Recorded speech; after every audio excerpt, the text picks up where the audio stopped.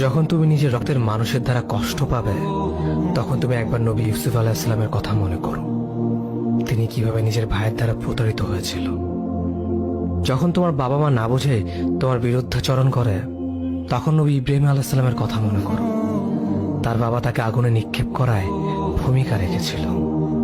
যখন তুমি সমস্যা থেকে পরিত্রাণের জন্য কোনো পথ পাবে না, তখন ইউনুস আলাইহিস সালামের কথা ভেবো। তিনি কতটা সময় তিমি মাছের পেটে আটকা পড়েছিল।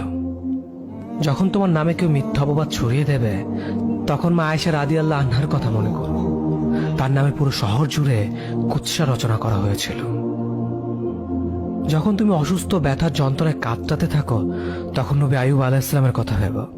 তিনি ভয়ঙ্কর এক ভাইরাসজনিত রোগে আক্রান্ত হয়ে তোমার থেকে বেশি কষ্ট পেয়েছিল। যখন তুমি দিনের কোনো বিধান নীতিতে যুক্তি খুঁজে পাও না, তখন নবী নূহ আলাইহিস সালামের কথা ভেবো। তিনি কোনো প্রশ্ন ছাড়াই মরুভূমিতে নৌকা তৈরি করেছিল।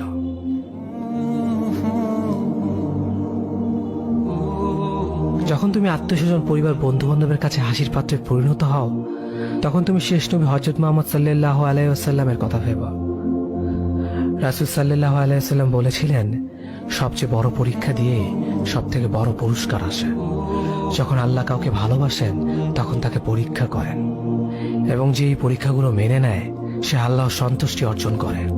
আর যে অভিযোগ করে, সে তার ক্রোধের পাত্র হয়। হে আল্লাহ, তোমার কথা মনে করা, তোমার প্রতি কৃতজ্ঞ হওয়ার এবং তোমার ইবাদত করার তৌফিক আমাদের দান করো।